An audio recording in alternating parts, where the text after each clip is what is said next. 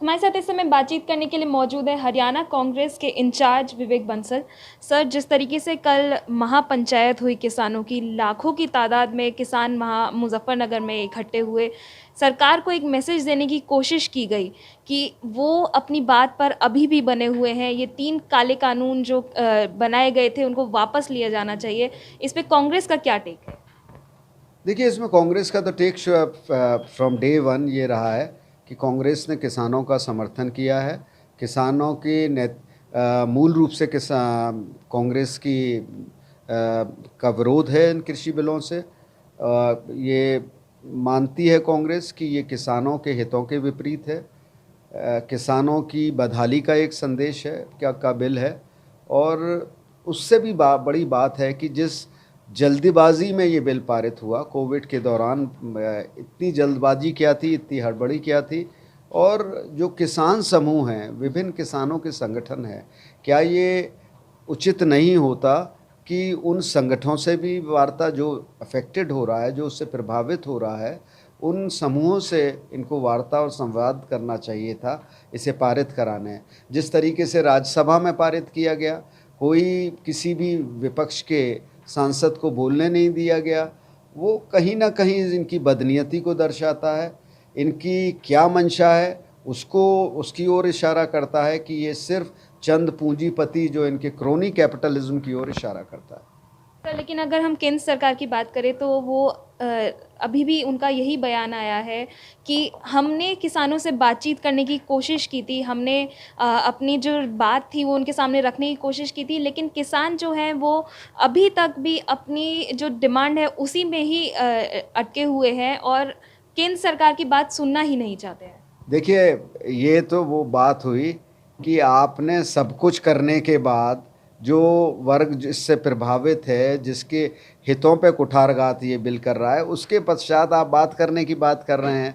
आपको क्या ये तर्कसंगत नहीं था कि इससे पूर्व जो मैंने कहा कि इस पे चर्चा होती, एक बृहद चर्चा होती, बहुत से दृष्टिकोण निकल कर आते हैं, बहुत से नज़रिए निकल के आते हैं। सब कुछ ज्ञान हर एक को नहीं होता है, बहुत सी पहलू रह जाते हैं जो आपको जो आप महसूस करते हैं कि हमने इस पे भी ये दृष्टिकोण हमारा नहीं था, तो वो भी होना चाहिए था। उससे पहले उनसे संवाद होना चाहिए, जो नहीं किया। तो किसानों का, मैं मानता हूं कि किसानों का रुख बिल्कुल ठीक है। वो ये चाहते हैं पहले ये बिल पारित जो आपने किए उनको वापस लो, उसके बाद वार्ता होगी, उसके बाद आप दोबारा से आप उनके विचारों को लीजिएगा। वो किस वजह से इसका प्रतिरोध कर रहे हैं, उसका विरोध कर रहे हैं, उसके बाद आप उसे पारित करिएगा, या जो भी आप समझते हैं, जो भी जिस ऊंट करवट बैठे। सर, इस पूरे फार्मर्स एजिटेशन की अगर हम बात करें तो कहीं ना कहीं राजनीति से इसको पूरी तरीके से दूर रखा गया, लेकिन अगर कल के महापंचायत को हम देखें तो राकेश टिकैत की तरफ से ये बयान आया, उन्होंने खुलकर ये बात कही है कि जो आने वाले उत्तर प्रदेश के चुनाव हैं उसमें हमें भाजपा को हराना है। क्या इसमें एक पॉलिटिकल एंगल नहीं निकल के आ रहा है अब? देखिए, ये तो अब ये आप उसे किस तरीके से लेती हैं। पहले दिन से इन बिलों का जो आक्रोश था, कि प्रति जो आक्रोश था, और किसानों का जो नज़रिया था इस सरकार के प्रति, जो रुख था, वो पहले दिन से बहुत उनके खिलाफ था, उनके विरोध में था। तो ये कोई नई बात नहीं है। आप देख रहे हैं कि हरियाणा में भाजपा जो सत्तारूढ़ दल है उसके विधायकों को बैठक नहीं करने दी जा रही है। तो रुख तो उन्होंने स्पष्ट कर दिया। तो यहाँ उन्होंने, अब आप इसे राजनीतिकरण तो कोई नहीं है। वो अपनी बात, भाई लोकतंत्र में अगर किसी के ये बहुत स्पष्ट होता है, कोई भी किसी